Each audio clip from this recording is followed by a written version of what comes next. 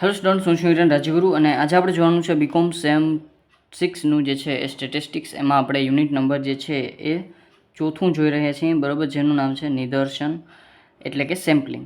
આજે આપણે એમાં માર્ચ 2025માં સૌરાષ્ટ્ર યુનિવર્સિટીમાં પૂછાયેલો દાખલો બીજો જોવાનો છે. શું કહેવા માગે છે તો કે જો n બરાબર 100, y બાર ST બરાબર 5.9 અને v y બાર ST બરાબર 0.364 હોય તો ટેબલની ખૂટતી માહિતી મેળવો. ટેબલમાં આપણને ગ્રુપ AB C આપ્યું છે. અવલોકનોમાં પહેલા બે અવલોકનો AB ને ગાયબ છે અને C ને આપેલા છે. મધ્યક આપણને 5, 7, 6 આપેલું છે. વિચરણ જે પહેલું છે નથી આપેલું, બીજું 8 અને 9 આપેલું છે. નિદર્શમાં આપણને 8, 6, 6 આપેલા છે. આવો દાખલો આપણે ગણેલો છે, બરાબર. આપણને છે એ y બાર ST એટલે જે સ્તરિત નિદર્શ છે, બરાબર છે, એનું આપણને મધ્યક આપ્યો છે, બરાબર. અને અહીંયા આપણને સ્તરિત નિદર્શનું વિચરણ આપ્યું છે. તો આપણે છે એ શું કરવાનું છે તો કે જે ખૂટતી માહિતી છે એ મેળવવાની છે. તો ચાલો પહેલાં જે આપેલું છે એ આપણે જરાક લખી નાખીએ. તો અહીંયા આપણની પાસે કેપિટલ N બરાબર 100 આપેલા છે, y બાર ST બરાબર 5.9 આપેલું છે, બરાબર. જે સ્તરિત યાદચ્છિક નિદર્શ છે, બરાબર છે, એનું આપણને સ્તરિત નિદર્શનો મધ્યક આપ્યો છે. અને એક આપણને આપેલું છે y બાર ST, બરાબર. એટલે કે એ આપણને શું કહેવાય તો કે y બાર ST છે આપણો જે છે એ મધ્યક, જે આપણે સ્તરિત યાદચ્છિક નિદર્શ છે એનું વિચરણ, બરાબર છે. તો એ આપણે છે એ શું આપેલું છે તો કે 0.364. આટલી ત્રણ વસ્તુ આપી છે અને હવે આપણે ફાઇન્ડ આઉટ જે કરવાનું છે એ વસ્તુ, બરાબર છે. હવે આપણે જરાક જે વસ્તુ આપેલી છે ને એ વસ્તુ એક વખત લખી નાખીએ, બરાબર છે. એટલે કે આપણે જે છે એ N1, N2 અને N3, એટલે કે N1, N2 આપણને આપેલા નથી, પણ N3 આપેલો છે આપણને 30 અવલોકનો, બરાબર. અવલોકનો એટલે N1, N2, N3. પછી મધ્યક એટલે y બાર 1, y બાર 2 અને y બાર 3, બરાબર. તો એ આપણને આપેલા છે કેટલા તો કે 5, 7 અને 6. તો 5, 7, 6. વિચરણ આપ્યું છે. વિચરણ એટલે તમને ખબર છે જે S1 એનો સ્ક્વેર બરાબર જે છે પેલું તો આપ્યું નથી, S2 એનો સ્ક્વેર આપણને આપેલો છે 8 અને S3 એનો સ્ક્વેર એ આપેલો છે આપણને 9. અને નિદર્શ એટલે કે સ્મોલ n, તો સ્મોલ n1 આપણને 8 આપ્યો છે, સ્મોલ n2 આપણને 6 આપ્યો છે અને સ્મોલ n3 પણ આપણને 6 આપેલો છે, બરાબર છે. તો જે વસ્તુ આપી છે બધી લખી નાખી છે. ફાઇન્ડ આઉટ કરવાની છે એ પણ આપણને ખબર છે. તો હવે આપણે જે વસ્તુ આપી છે ને એના ઉપરથી જ બધી વસ્તુ ફાઇન્ડ આઉટ કરવાની થશે. તો હવે આપણે સૌ પ્રથમ છે એ શું કરશું તો કે પહેલાં તો જે વસ્તુ આપી છે એ વસ્તુ લેતા જાય. તો પહેલાં આપણે n બરાબર 100 આપ્યા છે, બરાબર. તો n બરાબર 100 આપ્યા છે તો એની ઉપરથી આપણે n બરાબર શું થશે તો કે N1 plus N2 plus N3, એના ઉપરથી આપણે શું ફાઇન્ડ આઉટ કરશું તો કે એક સમીકરણ મળશે આપણને, બીજું તો કાંઈ મળશે નહીં. તો અહીંયા આપણને n બરાબર 100 છે, તો એમાં આપણે N1 તો આપેલો નથી, N2 પણ આપણને આપેલો નથી અને N3 આપણને આપેલો છે 30, બરાબર છે. તો 30 પ્લસ છે, સામેની સાઈડ આવેલો જાય તો 100માંથી 30 માઇનસ બરાબર N1 પ્લસ N2. તો 100માં 30 જાય એટલે 70 બરાબર N1 પ્લસ N2. આને આપણે સમીકરણ પેલું આપી દઈએ, બરાબર છે. હવે આપણને આ આપ્યું, પછી આપણને આપ્યું છે y બાર ST. y બાર ST એટલે આપણને છે સ્તરિત યાદચ્છિક નિદર્શનો મધ્યક, બરાબર છે. તો એ આપણને આપેલો છે. તો એના ઉપરથી આપણે બીજું સમીકરણ લેશું. તો આપણને છે એ y બાર ST બરાબર શું થશે તો કે N1 y બાર 1 પ્લસ N2 y બાર 2 પ્લસ N3 y બાર 3 એના છેદમાં N1 plus N2 plus N3, બરાબર. આ એનો શું થશે ફોર્મ્યુલા થશે. y બાર ST આપણને કેટલો આપેલો છે 5.9, બરાબર છે. તો 5.9 આપણે મૂકી દઈશું. તો અહીંયા આપણે લખી નાખીશું 5.9 બરાબર N1 કેટલો આપ્યો છે આપણી પાસે તો કે સર એ નથી આપ્યો, તો N1. y બાર 1 કેટલો આપ્યો છે તો કે એ આપ્યો છે 5, તો અહીંયા આપણે 5 પ્લસ N2 આપેલો નથી, y બાર 2 કેટલો આપ્યો છે 7, તો 7 અને પ્લસ N3 કેટલો આપ્યો છે તો કે એ આપ્યો છે 36, તો y બાર 3 કેટલો આપ્યો તો કે 6 એના છેદમાં N1 N2 N3. આપણને N1 N2 ની વેલ્યુ નથી આપી, પણ આપણને એ ખબર છે કે N1 N2 N3 નો ટોટલ કરો ને તો 100 થાય, બરાબર છે. એટલી ખબર છે આપણને કે N1 N2 N3નો ટોટલ કરો તો 100 થાય, કારણ કે કેપિટલ N કેટલો આપ્યો છે 100. બરાબર, તો અહીંયા આપણે છે એ ટોટલ 100 મૂકી શકશું. બરાબર છે.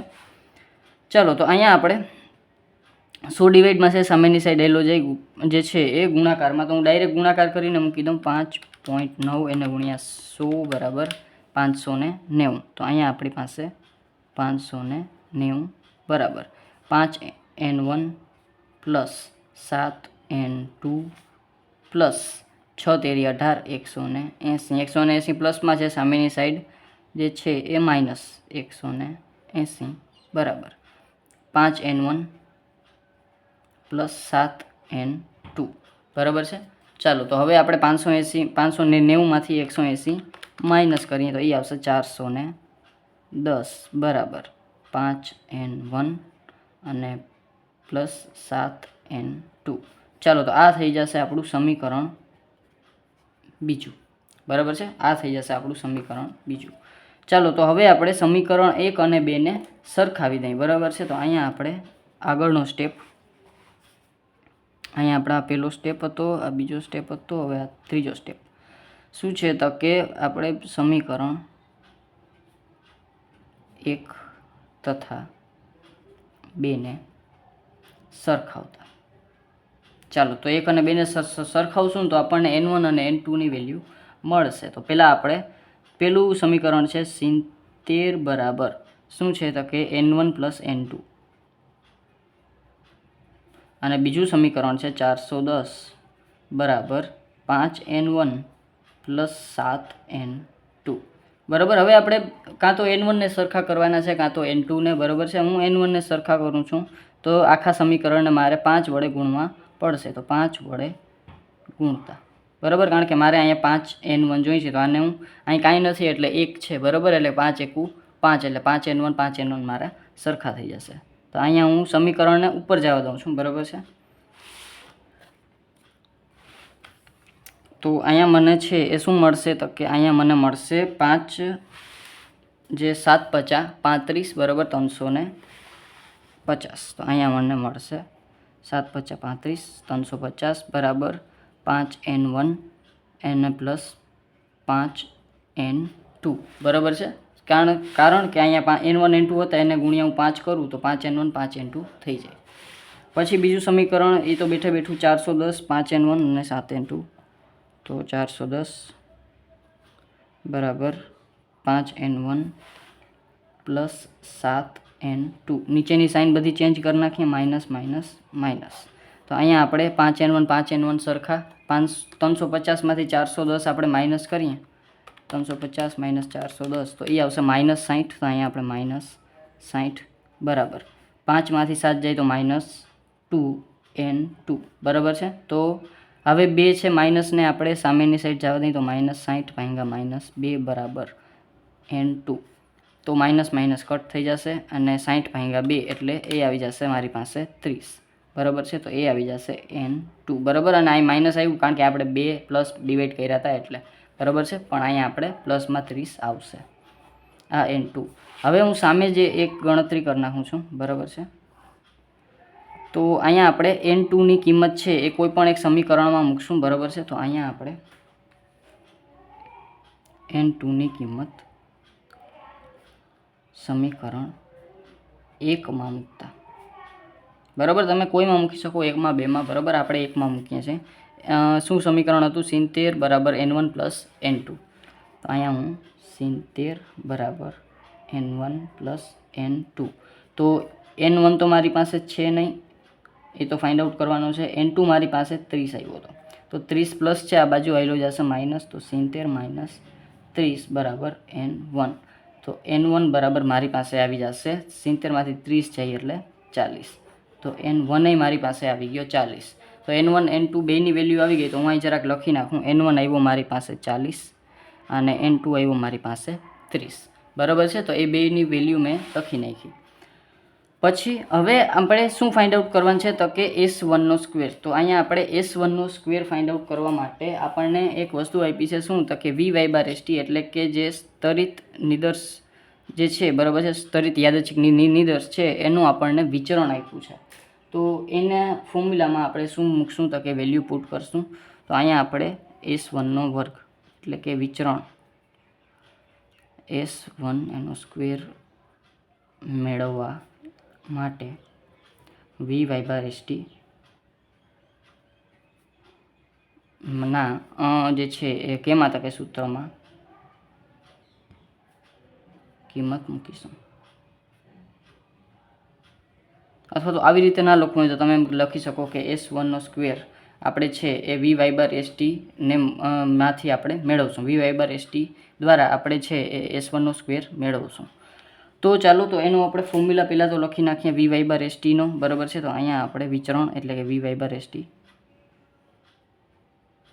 સૂત્ર થોડુંક લાંબુ છે, બરાબર છે, બરાબર 1/n એનો વર્ગ, બરાબર છે. મોટા બ્રેકેટમાં શું થાય તો કે પહેલાં તો કેપિટલ N1 બ્રેકેટમાં capital N1 minus small n1 એના છેદમાં સ્મોલ n1 એને ગુણ્યા S1 એનો વર્ગ, બરાબર. હવે આપણે આમાં 3 સ્તર છે, N1 N2 N3, બરાબર છે.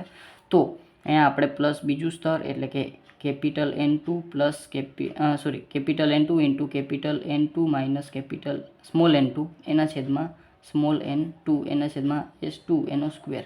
હવે અહીંયા પ્લસ ત્રીજું સ્તર હું નીચે લખી નાખું છું કે જે છે એ N3 બ્રેકેટમાં N3 minus small n3 એને ડિવાઈડમાં સ્મોલ n3 અને એને ગુણ્યા S3 એનો સ્ક્વેર. અને અહીંયા મારું જે છે એ બ્રેકેટ પૂરું, બરાબર છે. થોડુંક સમાણું નહીં એટલે મેં નીચે લખી નાખ્યું. ચાલો હવે આપણે વેલ્યુ પુટ કરતા જાય. Vy/ST આપણે કેટલો આપ્યો છે 0.364. તો અહીંયા આપણે 0.364 આપ્યો છે ઇઝ ઇક્વલ ટુ 1/nનો સ્ક્વેર. તો 1/n છે આપણી પાસે 100 એનો વર્ગ. મોટા બ્રેકેટની વાત કરી લઈએ તો n કેપિટલ 1 છે આપણી પાસે N1 40, તો એ હશે 40 બ્રેકેટમાં 40 માઇનસ સ્મોલ n1 કેટલો છે તો કે 8 માઇનસ 8/8 એને ગુણ્યા S1નો સ્ક્વેર આપણને આપેલો નથી, તો એના માટે તો કથા છે. ચાલો તો આ વસ્તુ છે.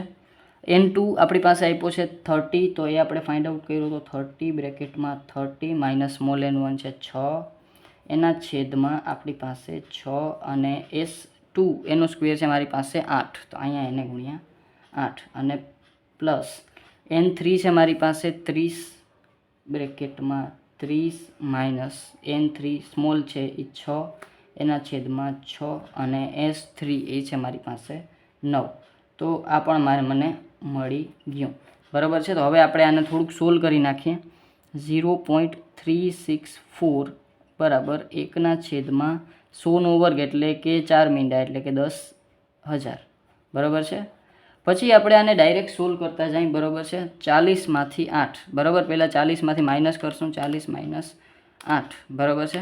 એને ભાગ્યા 8, બરાબર. તો એ થઈ જશે 4, બરાબર. એને ગુણ્યા 40 અને એને ગુણ્યા S1નો વર્ગ એટલે કે એ આપણે 160ના 160 એમને અને S1 એનો વર્ગ સાથે સાથે, બરાબર છે. પ્લસ આને સોલ્વ કરી નાખીએ. 30માંથી 6 જશે, પહેલાં માઇનસ કરી અને પછી આપણે ડિવાઈડ કરશું 6 આરે, પછી એને મલ્ટીપ્લાય કરશું 30 આરે અને પછી એને મલ્ટીપ્લાય કરશું 8 આરે, તો એ આવી જશે 960. અને પછી પ્લસ આમાં પહેલાં આપણે 30માંથી 6 માઇનસ કરી અને પછી ડિવાઈડ કરી નાખશું એને 6 આરે, બરાબર છે. અને પછી એને ગુણાકાર કરશું આપણે 30 અને 9 આરે, તો એને ગુણ્યા 30 એને ગુણ્યા 9, તો એ આવશે 1080, બરાબર. કાંઈ નથી કર્યું, આપણે આને સોલ્વ કરી અને જે આવતું હતું એ મૂકી દીધું, બરાબર છે.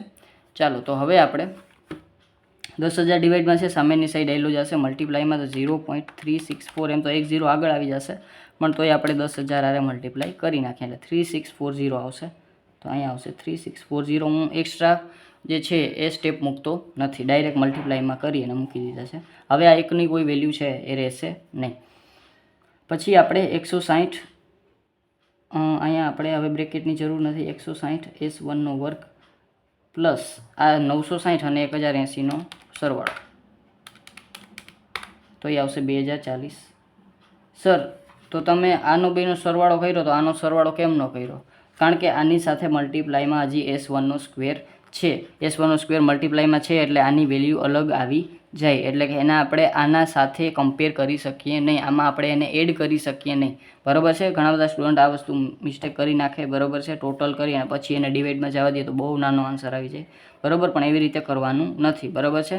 આપણે પહેલાં 2 પ્લસ કરવાના છે, પછી એને આપણે સામેથી શું કરશું, માઇનસ 3640 એમાંથી માઇનસ 2040 બરાબર 160 S1 એનો સ્ક્વેર, તો 3640 એમાંથી 2040 માઇનસ, તો એ આવશે 1600 બરાબર 160 S1 એનો સ્ક્વેર. તો 160ને ડિવાઇડમાં જવા દઈએ 1600માંથી, તો 1600 એમાંથી ડિવાઇડ બાય 160 બરાબર S1નો સ્ક્વેર. તો અહીંયા આપણે એ 1600 ભાગ્યા 160 કરીએ તો એ કેટલા આવે, 10. તો 10 આવી ગયો આપણી પાસે S1નો સ્ક્વેર, બરાબર. S1નો સ્ક્વેર આવી ગયો આપણી પાસે 10. આવી ગઈ છેલ્લી આપણી ખૂટતી વિગત, S1નો સ્ક્વેર આપણી પાસે મળી ગયો આપણને 10, બરાબર છે. અને આ થઈ ગયો આપણો 2025માં પૂછાયેલો જે 3 વસ્તુ હતી, એકદમ ઇઝી હતી. જો આપણને આ બેસ્તરીતના ફોર્મ્યુલા આવડતા હોય તો આપણે ઇઝીલી દાખલો છે એ કરી શકીએ. છતાં કાંઈ ના સમજાણું હોય તો મને કોમેન્ટમાં પૂછી લેજો. અને જો વિડીયો ગમે, અને હા, જો તમે ઇન્ટ્રોડક્શનનો વિડીયો ના જોયો હોય તો પ્લીઝ પહેલાં ઇન્ટ્રોડક્શન વિડીયો જોઈ લેજો, જેથી કરીને બધા ફોર્મ્યુલા કઈ રીતે ક્યાં યુઝ કરવા એ વસ્તુ આપણને ખબર પડી જાય. અને છતાં કાંઈ ના સમજાય તો મને પૂછી લેજો. અને જો વિડીયો ગમે તો લાઇક, શેર, સબસ્ક્રાઈબ જરૂરથી કરી નાખજો, જેથી કરીને આવતા વિડીયોઝ તમને સરળતાથી મળતા રહે. Thank you.